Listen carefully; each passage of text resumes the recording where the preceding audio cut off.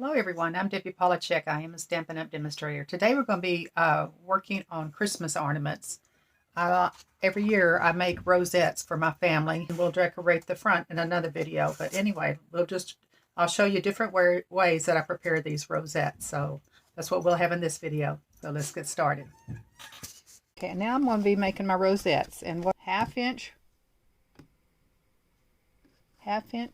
rosettes and a 6-inch, and I'm going to make some 1/4 inch. These are the 1/4 inch rosettes. A formula to use so you will know the size of paper you will need for your different size of rosettes. You want your rosette 6, you divide it by 2, and it equals, so you got 3 inches is what your rosette's going to be cut the width of. Now to figure out how long you need it, to start with the 6 this time. So you do 6 and then times 6 again, because you're going to need about 6 times length to get that fullness like there. Now, okay, let's say you want a 4-inch rosette. So you know that 4 inches divided by 2 equals 2. So your strips need to be 2 inches wide. Okay. Then to get the length of it, you have the 4, again we go back to the 4, times 6, always 6. Okay, so 6 times 4 is 24 inches. So you'll need 24 inches. You want a 3-inch, rosette. So to get a 3-inch rosette, you would take your 3 and divide it by 2. You equals 1.5, and I'm going to put 1.5. Okay. Then, so you know your strips need to be 1.5 inches wide to make a 3-inch rosette. Now, 3 times 6, and that's 18 inches. So I'll know 1.5 by 18 inches to make a 3-inch rosette. So that is the formula for making your rosettes. And it doesn't matter if you're making the 1/4 inch mountains and valleys or if you're making the 1/2 inch mountain and valleys. The formula is still the same. Okay, to make one rosette,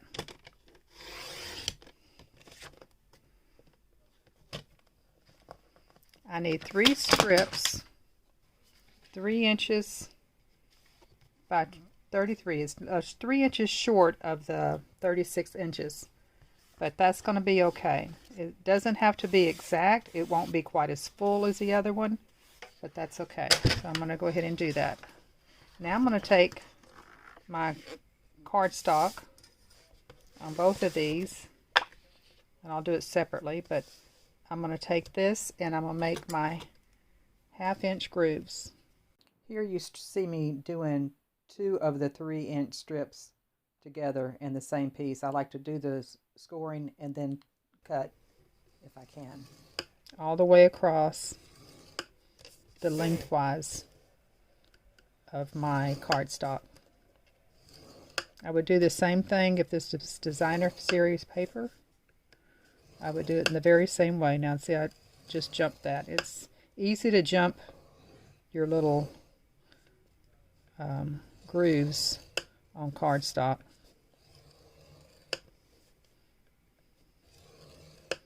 I just have to be real careful when I go to fold this. I don't fold it on this line instead of this line.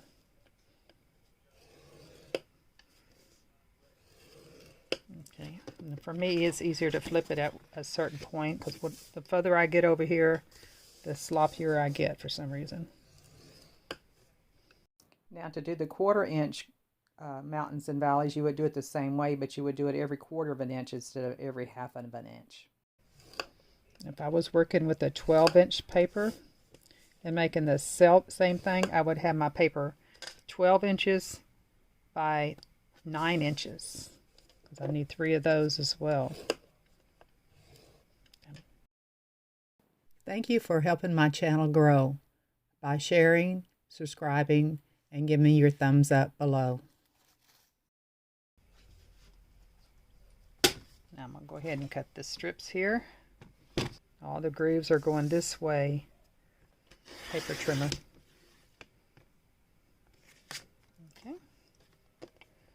Now I'll take Stampin' Up's punches, border punches are all retired right now, but you might have one that you might want to use. So I will show you how to use a punch. There's a little line right here, right there at that little line, and I stick it now right at that little line again, and then it should go up right to that area where I can see that it covers,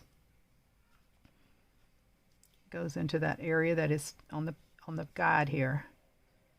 This part here is even, and I push it down. Repeat all the way across. Join Stampin' Up to save and sell. All your friends you could tell. You'll save and make 20% as well. You can even be a YouTube star, a real natural by far. The world will see your talent and who you are. Just with $99 and a smartphone, you will be off to the unknown. I'll be here. You won't be alone. It will be great for your self-esteem, even easier than it may seem. So go ahead and join my team. Now I will take my cardstock. As you can see, I'm gluing and overlapping just to that first score line, and I'm overlapping to that last score line of the previous strip. These all together.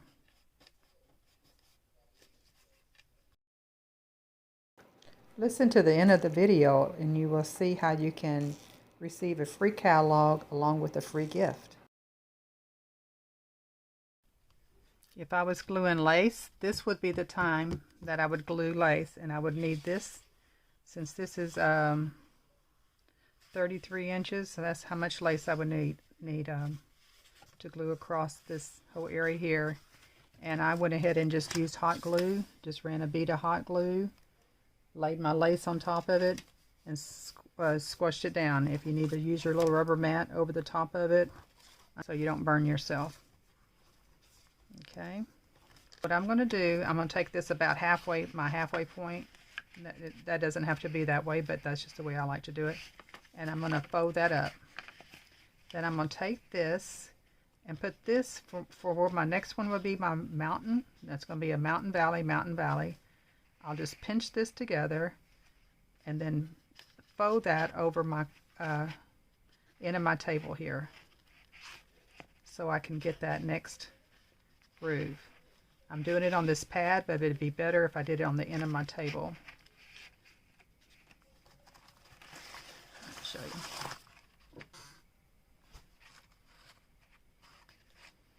The end of the table makes a good flat edge here. Let's see. It goes pretty fast.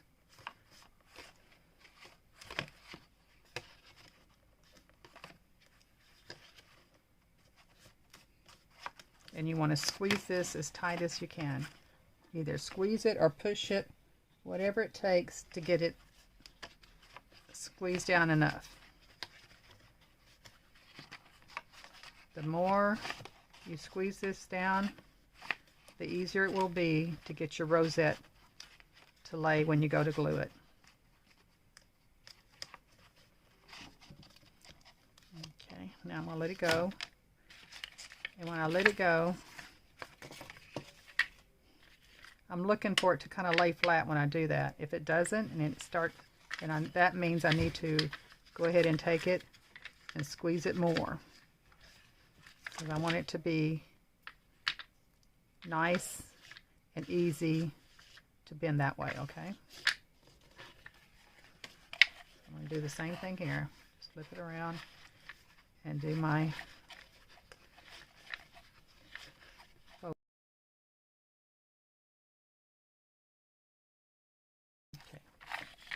and I'm looking for that to lay kind of flat that way. That looks pretty good.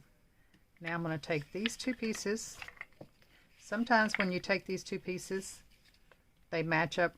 They go right into one another on that first thing. Well, see, this one is not. It's got two mountains on the edge. So I'm going to have to cut one of my mountains off. Just one strip. Cut it down into the valley. Now I just glue those together. Hot glue or your regular glue, doesn't matter. And overlap these.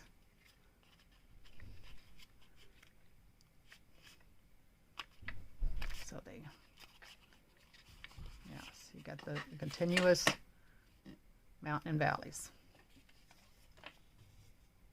Now I'm going to take my silicone mat, and I need two, don't have to have, but I prefer to have two circled. Now you can also use your dies. It doesn't have to be an inch, it could be any size really. You don't want it too big because you're going to be decorating, and you want your decorations to cover up the center here. Okay, now when I take this and I push it down, it goes in fairly easy because I was real particular about getting all those things good and tight. Now I'm going to take a gob of glue and make a size about of a nickel on the inside of that circle there. Then I'm going to just take it and push it.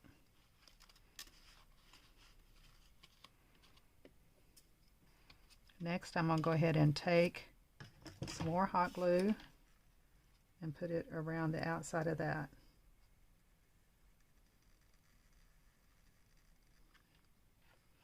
I'm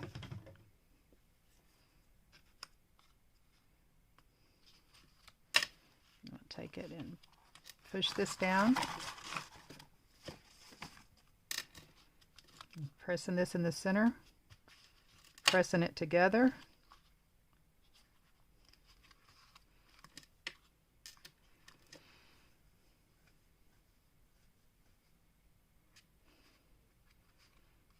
So it's nice and cool till it's kind of cool on the outside here.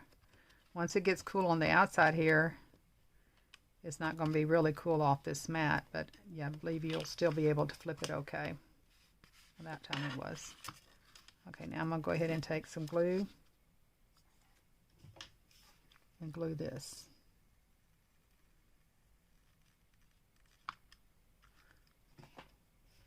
Again, put one of those little dots there.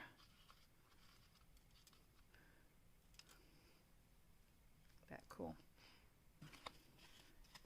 Now to make your hangers, you'll take about an 8-inch piece of ribbon or cord even. Take one end, tie overhand knot. Take one of my ends here, put a little bit of glue on all that, and stick it in one of these valleys here.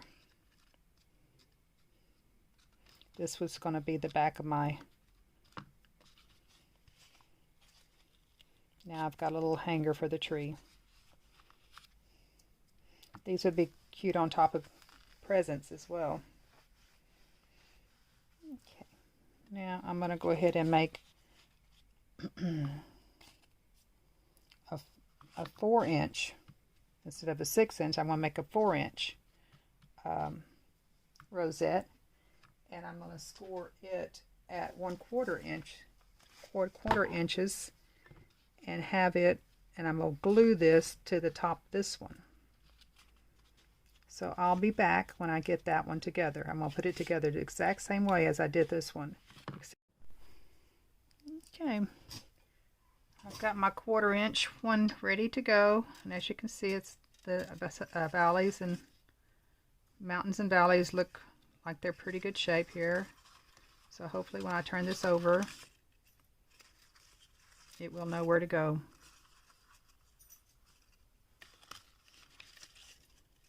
These little 1/4 inch ones are a little bit more of a stinker, as you can see. There it goes.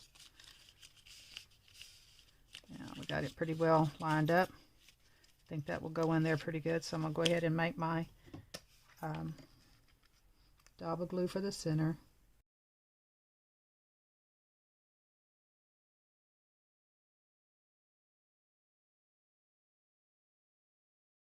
Okay, then I'm going to take one of my larger ones that I did earlier.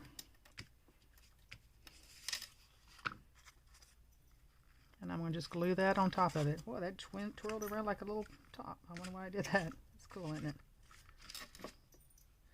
Okay, so now I'm going to go ahead and glue these together. Try to get them as even as I can. Looking at these circles would probably be helpful. Okay, that should be pretty straight. And flatten this all out. I'm putting probably 5 pounds of pressure on this to get it glued together. Okay, so there's a little thin rosette and one of the thicker rosettes. Now that'll give me a nice little foundation to decorate. Okay, now I'm going to show you how to make a little card. For instance, if you want to do a little card in the back. So you could put a gift card, fold up some money, just a little card with your signature on it would be nice. And I would just glue this to that dot as well at the end. But let me show you how I do that. I got a piece of thin piece of chipboard here. It's 2 1/8 by 3 3/8. Okay, this is going to be just a little a template to form my cardstock around. Now I'm going to take a piece of cardstock or designer series paper, whatever I want, and let's see.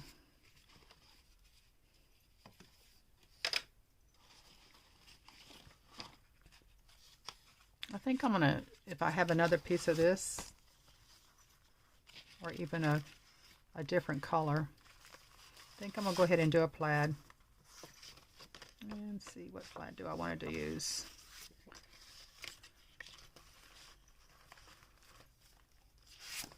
This will be pretty cool. I like this one. So I'm going to cut this piece 4 1/2 by 4 1/2. And actually, when I cut that, and I noticed I like that, I know these are going to be good colors for me to use for the front of it. So that was a good little helpful hint, right? Just by accident, I figured that one out. And I'm going to save this. I have another one just like it I'm going to make. So now I'm going to take this cardstock, this little chipboard piece right here I have, and I'm going to take this and center this, and I'm going to look at the distance between these 4 corners, and I want to kind of get that even as I can. And I'll just take that and fold it on the opposite ends, and I'm keeping it kind of firm. Well, I'm keeping it as firm as I can. Then I'm going to take this and I'm going to press it down so it doesn't move, and I'm going to do the opposite ends here.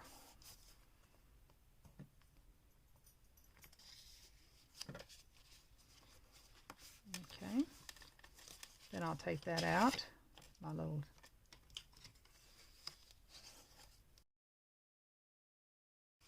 now I have 4 little triangles in here, and I'm going to cut those because I don't need those. I'll cut all those little corners out. And now I'm going to go ahead and take my template, put it back in here. Now I'm going to run some glue, a small amount of glue on each one of these sides. I don't want so much that it'll ooze out and stick my paper to my template here.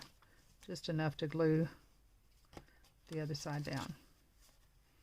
Now my little note card on the inside would be 2 by 3 1/4. So if I cut a piece of cardstock, that would fit inside of there just perfectly. Then glue this on top, or on there. I'm going to go ahead and run some hot glue again on this, just on my dot. Center this so my tie is in the center on the top, and this opens up this way. Now I can use a little Velcro dot, which I think I'll use. I will give away Velcro dots if you just remind me that's what you want if you make a $50 order. My website is listed in the description below. And just say, text me and say, Debbie, I'd like to have some Velcro dots. I made my $50 order. And I will send them to you along with the catalog. These are sticky, but I want to make sure that they stick very well, because sometimes people like to open things up and close them more than once. And I want it to be sticking without it falling apart. So now I'll just cut a piece of cardstock out of Whisper White so I could stamp a little sentiment inside. So this needs to be 3 1/4 by 2. That'll fit right in there. Okay. And we got the little rosettes finished. So anyway, I hope you join me to make to decorate these rosettes. I'll be decorating them with different stamp sets that we have. And our catalog, our newest catalog, and these are all the newest papers too. These are the plaid tidings, and this is the cardstock that goes with the poinsettias. Both of these. Some more of the tie plaitings, and then of course just the regular cardstock and some more tie plaitings. So anyway, I hope to be seeing you soon. Bye bye for now.